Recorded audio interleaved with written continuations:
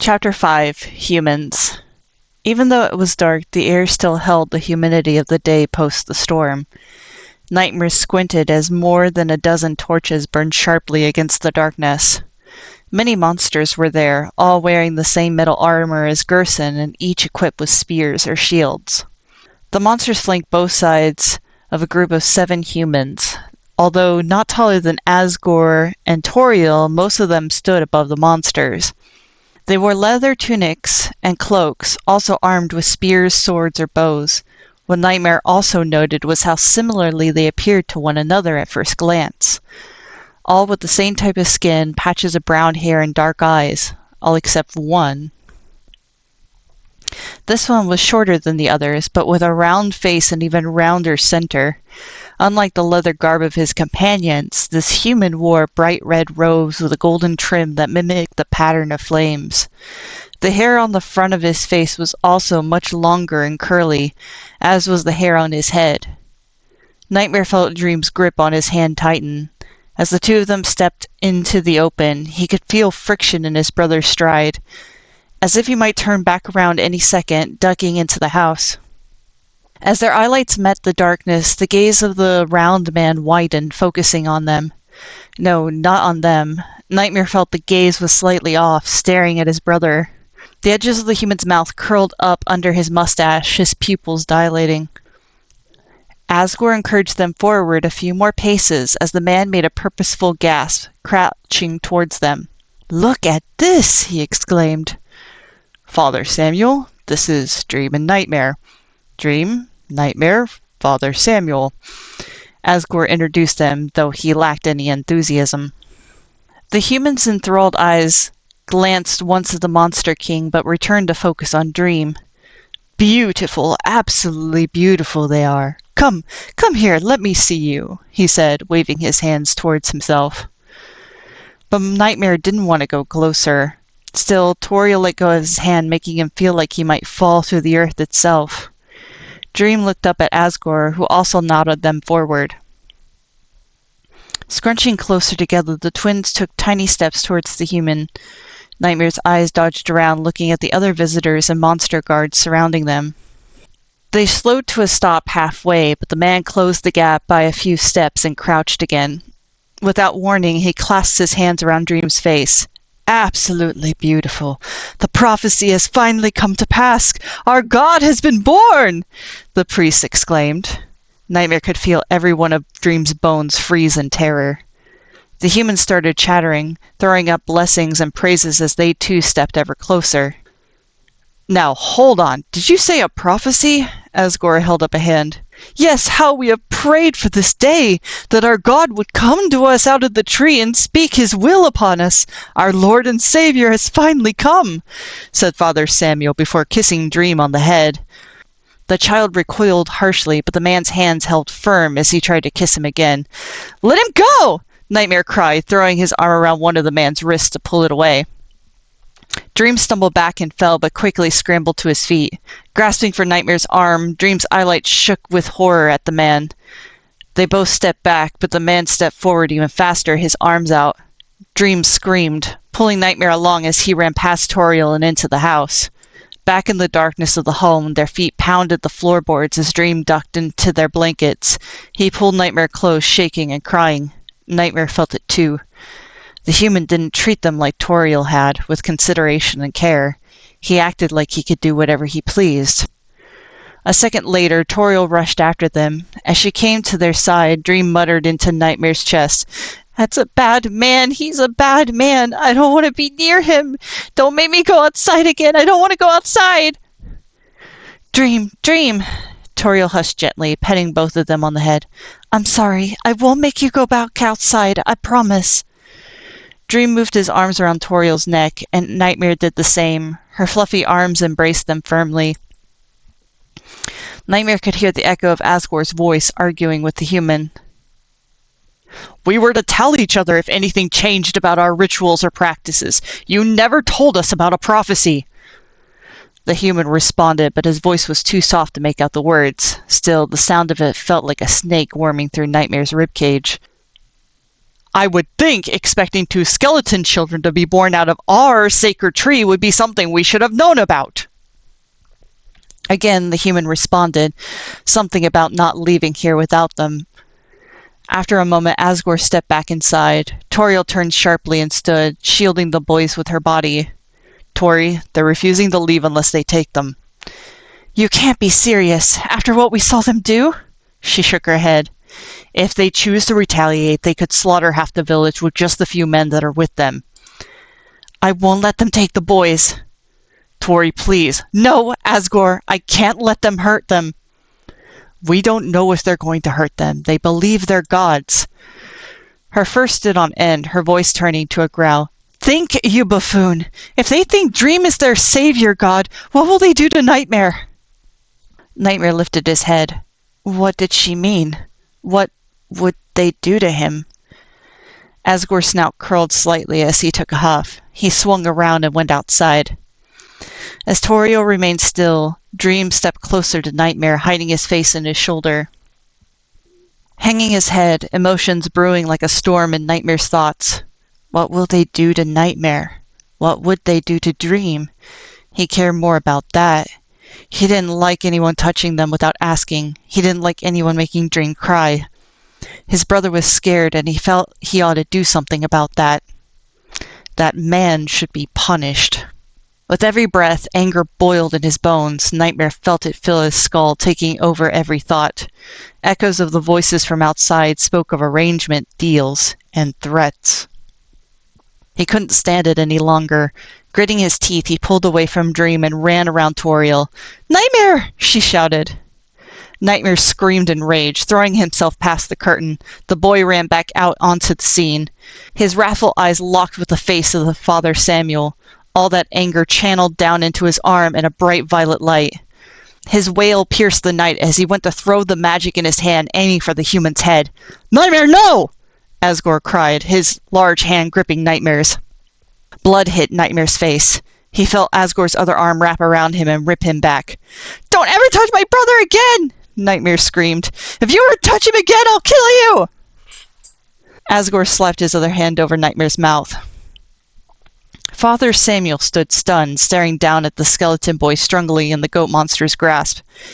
Then he laughed. The bastard laughed as his face curled into a menacing grin. Of course we should have expected the evil one to follow our lord into the land of the flesh.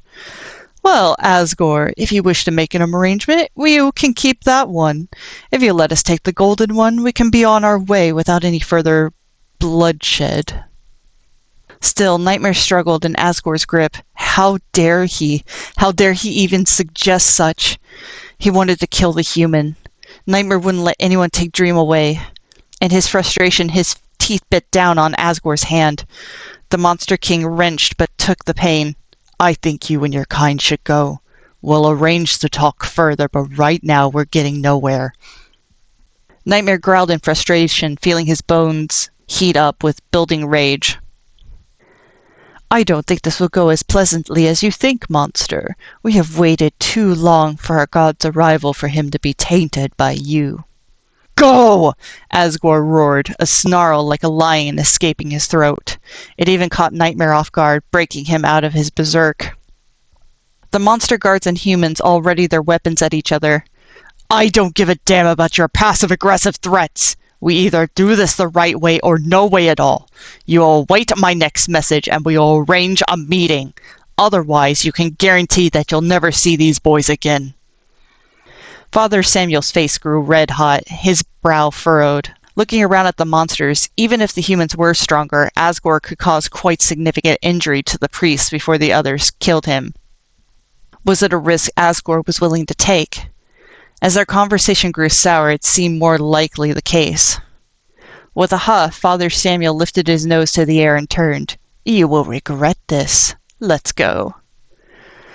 But there seemed a disagreement with his men. The humans didn't want to leave without their prize.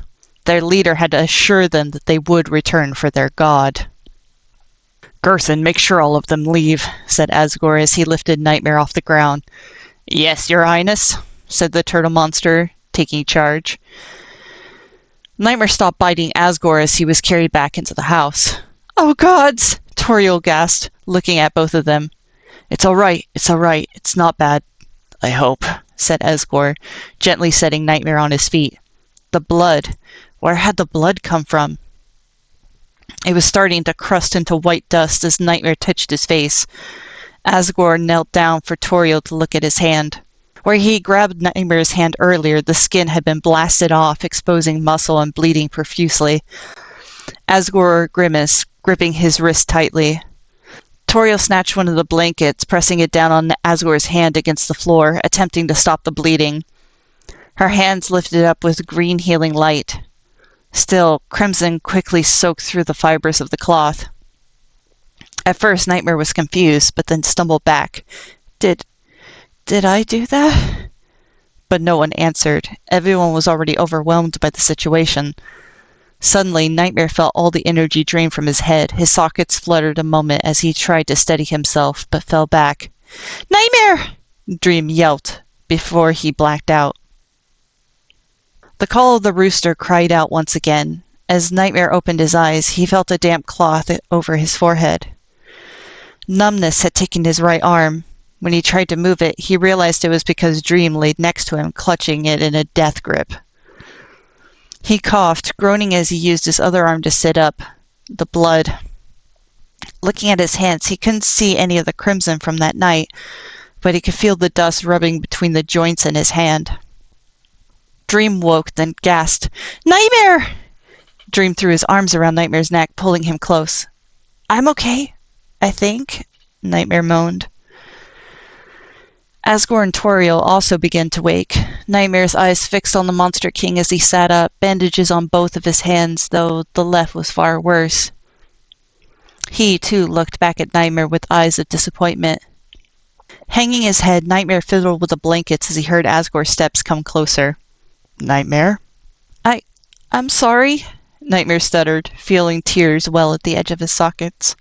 The goatman knelt down and sighed before holding out his bandaged hand. "I'm not upset about this. I'm worried that you might have almost killed someone last night." "But," Nightmare looked up, shaking his head, "was Asgore taking the human side? He was a bad man! He was threatening to take Dream away!" "I know, but one evil act begets another. He may have spoken evil, but it is our duty to prevent that evil from growing. The words you spoke to him are the words that precede massacres and wars.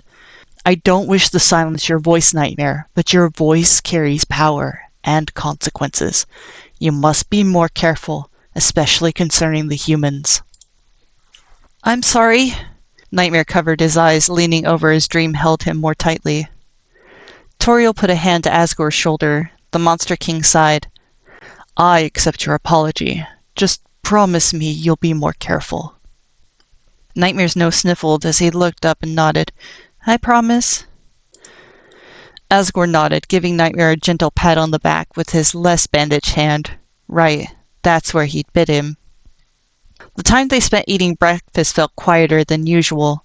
Toriel toasted up some slices of bread with butter, calling it toast, before spreading cream and strawberry jam on each slice.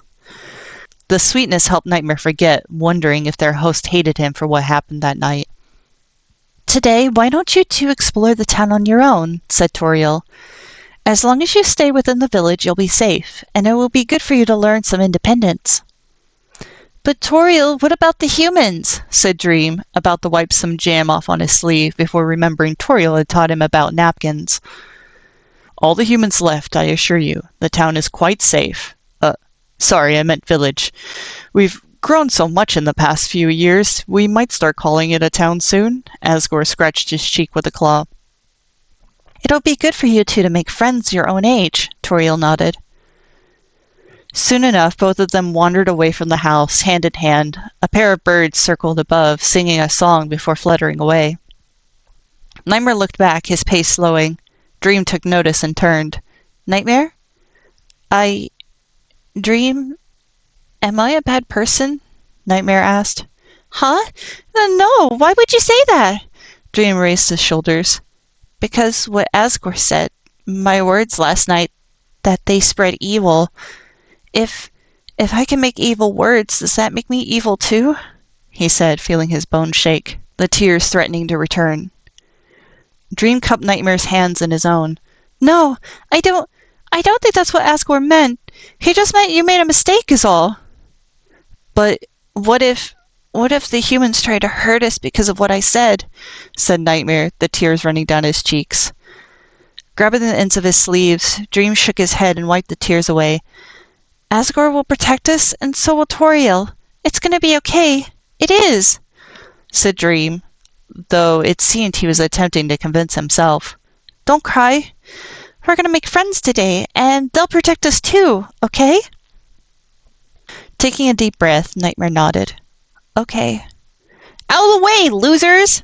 Nightmare and Dream dodged as a purple lizard girl with another kid dressed all in green with a pointy hat darted past them. They appeared to be the same age as the twins. Well, the same height anyway. What are they in a hurry for? Said Nightmare. They're kids like us! Come on, let's go ask them to be friends! Said Dream, grabbing Nightmare's hand and tugging him along. Following them down the street, they both noted how the kids dodged around remaining puddles in the dark mud, remnants from the storm on the previous day. They were eventually led back to the blacksmith shop where two other kids stood, a young reindeer girl and a blue-feathered bird boy. Standing in the doorway was Undyne, wearing a leather apron and big gloves. Birdly, for the last time, there's no gold in the cliffs under the falls. And if there were, the last thing you would want to do is dig it up so the humans would just demand it instead. Shouldn't someone at least check? My dad picked up a gold nugget from one of the creeks. If there's gold, it'll help the town grow, the bird boy argued back, lifting his wing up in order to compete with her height. The lizard girl and robed kid stopped beside the reindeer girl. The twins came to stop behind them as Dream shared a glance with the reindeer girl. They weren't sure what to make of each other until Undyne spoke again. Birdly, said the reindeer girl, tugging at his sleeve, you're forgetting the door. Oh, right, the door, Birdly squawked. Chris says they saw a strange door in the cliff face. The humans might already be mining there for gold. Undyne folded her arms, swaying a hip. Now, how would Chris know something like that? None of you kids are supposed to leave the village, and going up to the cliffs is forbidden outside of holidays. Actually, the reindeer girl raised a finger. The rules don't say we can't approach the falls, only that we can't climb the cliff. Undyne slapped a hand to her forehead. It doesn't matter. Why are you kids talking to me about this? If there's a door or gold or whatever, you need to get approval from the elders to have it looked into. Hey, you're just a kid too, said the purple lizard girl. I just turned 17, said Undyne, her fists curling her rage, legs split as though she were ready to fight. Heh, that's still just a kid, the lizard girl chuckled. Whatever, get out of here, I got work to do, she said, before aggressively pulling the curtain of the entrance behind her. We might have to talk to the elders after all, said Birdly, with feathers rubbing the underside of his beak. As he turned, he gasped upon seeing Dream and Nightmare. Ah! The Apple Twins! The Apple Twins? Nightmare tilted his head. Yeah! You visited with my mom yesterday with Miss, Queen Toriel! He pointed across the street to the house that stood there. That's what everyone has been calling you. Actually, this is perfect! You could ask the king for us to check out the door! The twins looked at each other, confused, as they found themselves thrust into something neither knew about. Wait, we don't even know you, said Nightmare, his eyes dodging between their gazes. He felt the sudden pressure of all the attention on him at once. Well, I'm Birdly, the smartest monster kid in town, and that's Susie and Noelle, and the new kid is Chris, he said, pointing at each of them. Sup, said Susie, holding out her hand. Though she was a lizard monster, she had short, scraggly hair and wore a dress similar to Dream's, but with blue and purple colors. Nightmare shook her hand, though her grip was tighter and rougher than it should be, yanking at his shoulder. Birdly glanced at Noelle, who was staring at Dream. Dream, in turn, stared back at her. Noelle? Oh, hi, she blushed, realizing what she'd done. But Dream just giggled, pointing at her as he looked to his brother. She's nice, I can tell. Oh, thank you, said Noelle, not expecting the sudden compliment. Noelle wore a simple dress as well, though it was a checkered green and red pattern. That left the fourth member of the crew. As Nightmare turned to look at the green bundle standing next to Susie, the only other color on them was the pink scarf tightly wrapped around their neck. The wide brim of their hat cast a heavy shadow over their face. The only thing he could make out was a crimson eye reflecting a dim amount of sunlight. It was entirely too warm of clothing to be wearing in spring. Boots, gloves, and a thick poncho. Something about their stare unsettled Nightmare. It reminded him of the eye of the glitching creature in the forest. "Oh, that's Chris, my cousin," said Susie, rubbing the back of her head. "Don't worry about them, they're shy. Doesn't talk much."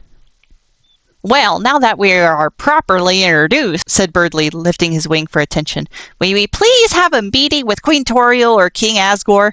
It's very important we find out about the door Chris saw, and find out if the humans have been mining gold there." Gold? Nightmare didn't like the sound of it. It sounded like a word the human priest had used to describe Dream. "Like our apples?" Dream asked. "Exactly! Wait, no, not exactly. I mean real gold. It's a metal that comes out of the ground, like the replica tree that's in the Grand Hall." "Replica tree?" the twins said together. "Yeah, come on, I'll show you. Come on!" Birdley waved as he started down the street. The others followed him, so they did as well. The children dodged around ponies and carts, monsters bringing in fresh goods for the market. A monster shouted greetings to Noelle, who gave a quick greeting back. Toriel hadn't brought them to this part of the village yesterday. At the center of all the streets stood a building longer and taller than the others, with large wooden doors. "Susie, give me a hand," said Birdley, grabbing the handle of the door, trying to pull it open with his weight. "Okay," said Susie, just holding out her hand. "I mean help me." Birdley strained against the weight of the door. "Why me? Aren't I just a girl?" she teased, fists on her hips. Nightmare rolled his eyes and walked around her, grabbing the handle to help the bird monster. Though it was dark, the light from the doorway hit something inside, reflecting light all around the room. Each child shuffled past the cracked door. The grand hall appeared to be a space to hold gatherings. Several fire pits lined the length of it, with benches and stools stacked to the side as they weren't in use. Well kept, though it seemed to see frequent use. The smell of sweetmeats and ciders emanated from the wood grain of its structure. And at the center, a platform held an 8-foot-tall, gold-plated tree with pale leaves. The doorway light was just enough to make the replica sparkle. The breeze through the door caused the little apple ornaments hanging from it to sway, golden and pale. Birdley held his wing out towards it as he looked at the brothers. "That's real gold. That's what I think is behind the door under the falls." Nightmare tilted his head. "It doesn't quite look like our tree, though. Why is some of it paler than the rest? Where are the dark apples?" "Oh, those are supposed to be the dark apples," said Birdley. "The paler metal is silver. It's not as valuable as gold, but gold represents the sun and silver represents the moon. Like the mark on your forehead," he said, pointing at Nightmare. "Wait, huh?" Nightmare touched his forehead, feeling about, but it seemed just as smooth as the rest of his skull. "Oh yeah, you do have that moon mark," said Dream, pointing as well. He had no idea. "I have a moon on my head? I thought I would have a star like yours." Dream blinked, sockets wide as he touched his forehead. "I have a star on my head?" Noah and Susie laughed. "Never seen yourselves in a mirror, have you?" said Susie. Standing behind the girls, Chris continued to stare quietly until the sound of the door opened further, causing them to jump and whip around. "Do you think they'll agree to a meeting after what happened last?" said Gerson as he stepped in, but stopped upon seeing the children. "Hey, what are you young'uns doing in here?" We were just," started Birdley. But the other door was pulled open by Asgore, who also saw them. "Oh, children," he gave a wide, fluffy grin. "Greetings. There's no need to fret. No one is in trouble. Everyone is welcome in the Grand Hall. Though the elders have planned another meeting, one that really isn't meant for young ones' ears. I hope you didn't have any plans that we might be able to use it." As Asgore spoke, Nightmare glanced at his bandaged hand again and looked away. "Oh, no, Your Highness, we didn't have any plans. I just showing the Apple Twins the sacred tree replica," said Birdley. "I see. And how do you like it?" he said, looking down at Dream and Nightmare. Chris ducked behind Susie as if to hide, but there was no hiding their tall, pointy hat. "I think it's pretty, but I like the real thing better," said Dream. "Birdley, the door!" Noelle turned and whispered. "Oh, right! Your Highness!" Birdly rushed up to him, even though the goat man towered the small bird child. Chris saw a weird door under the falls, and before that my dad found gold in the creek. I think the humans might be mining gold in the Sacred Tree's cliffs. Asgore blinked, looking at Gerson, who shrugged. What's this about gold? Said the turtle. Who is Chris? Said Asgore, tilting his brow. Oh, they're just Susie's weird cousin visiting from out of town, Birdly said, as he pointed behind Susie. The look on Susie's face went pale. Chris hung their head so their hat might hide their face further. Yeah, my weird cousin, Susie said, trying not to look Asgore in the eyes. A cousin? I didn't think you had any other family, Susie, said Asgore, putting his bandaged hand to his chin. We just found out, a month ago, yeah. They're just visiting for now, said Susie, though her voice cracked. Susie, that's fantastic news. Are Chris's parents in town with them? Asgore inquired. No. They just dropped them off. They'll be back for them. Maybe. Despite being the biggest child of the 6 standing there, the way she stood, Nightmare thought a breeze would break her like a twig. Oh, that's odd. Well, when Chris's parents return, I'd like to meet them. Can you let me know when they return? Yeah, sure. She nodded, her grin crooked. There now, why don't the 6 of you run off? You must be getting hungry. I heard Toriel's cooking up a special treat. It's sweet and creamy and covered in crust. Birdly gasped. Is it Toriel's famous lemon meringue pie? Well, you're just going to have to see. All right, off with you now. Come on, gang, let's get some pie! Birdly waved to them and raced out. The others followed quickly, along with Dream and Nightmare. They dodged around several older monsters who were making their way into the hall. Birdly, what does lemon meringue mean? Dream asked as they ran, huffing between the words. I'm not sure, but it's almost as good as Toriel's golden apple pie. But she only makes that at the holidays when we're allowed to take the golden apples. Soon enough, the 6 of them were gathered at Toriel's front door. Birdly, Susie, and Noelle all calling out to the Monster Queen. She pulled back the curtain and gasped upon seeing them all, her face lighting up in a smile. Oh my, Dream, Nightmare, you've made so many friends already. Pie! Asgore said you were making pie! Birdly hopped in place, his wings curling into fists. Oh my, yes, I have a pie that will be ready soon. But I was not expecting so many of you. Oh, it should be fine. I'll just cut the pieces a little smaller. There should be plenty for everyone. As the village children cheered, Dream felt himself caught up in the excitement, cheering too. Nightmare not so much, but he smiled, seeing how happy they all were. Toriel would bring out blankets for them to sit on, along with a plate, each with a slice of pie. They'd end up playing in the yard together till the first hour of sundown. The children taught the twins even more about their world, their favorite games, stories, and legends of old, and about their families. Well, except for Susie and Chris. Susie avoided any questions about her family, while Chris was just silent old Chris. Still, Nightmare felt a strange aura from the green-robed monster. Even Toriel didn't seem to recognize who or what they were.